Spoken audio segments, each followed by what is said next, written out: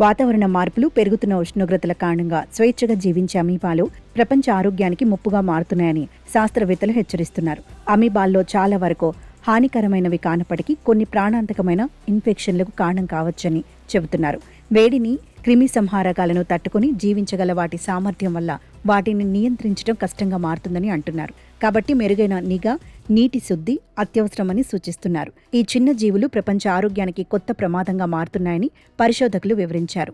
పెరుగుతున్న ఉష్ణోగ్రతలు, కాలం చెల్లిన నీటి సరఫరా, శుద్ధి వ్యవస్థల కారణంగా అమీబాలు వేగంగా వ్యాపిస్తున్నాయని అధ్యయనంలో పేర్కొన్నారు. నీటిలో జీవించే అమీబాల గురించి ఎవరికీ పెద్దగా తెలియకపోయినప్పటికీ వీటి నియంత్రణ, మంచినీటి వ్యవస్థల నిర్వహణపై ఎక్కువ శ్రద్ధ వహించాలని తెలిపారు. అయితే అమీబా అనేది ఏకకణ జీవి. ఇవి నీటిలో ఉండే బ్యాక్టీరియాను ఆహారంగా తీసుకుని నీటి వనరులు శుభ్రంగా ఉండేందుకు దోహదపడతాయి.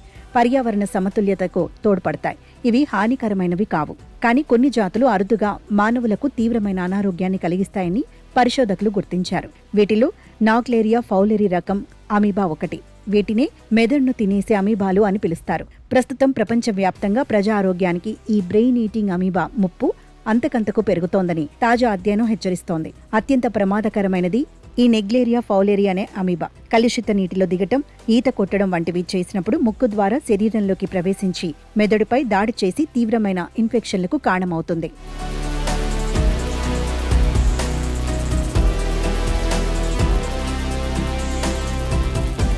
ఇది చాలా అరుదైనప్పటికీ సోకిన వారిలో మరణాల రేటు దాదాపు 99% వరకు ఉంటుంది. ఇటీవలి సంవత్సరాలలో కేరళలో నమోదైన పలు మరణాలకు కూడా ఈ అమీబానే కారణమని అధ్యయనంలో గుర్తు చేశారు.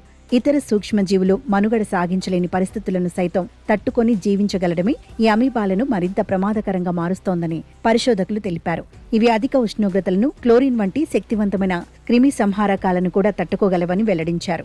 సురక్షితం అనుకునే నీటి పంపిణీ వ్యవస్థలలో కూడా ఇవి జీవించగలవని వివరించారు. అంతేకాకుండా ఈ అమీబాలో ఇతర హానికరమైన బ్యాక్టీరియా, వైరస్లకు రహస్య వాహకాలుగా పనిచేస్తాయని శాస్త్రవేత్తలు పేర్కొన్నారు. ఇతర సూక్ష్మజీవులను తమ కణాలలో దాచుకోవటం ద్వారా నీటి శుద్ధి ప్రక్రియల నుంచి వాటిని కాపాడతాయి. దీనివల్ల తాగునీటి వ్యవస్థలలో ప్రమాదకర క్రిములు వ్యాప్తి చెందటానికి, యాంటీబయాటిక్ నిరోధకత పెరగడానికి కూడా ఆస్కారం ఏర్పడుతుంది.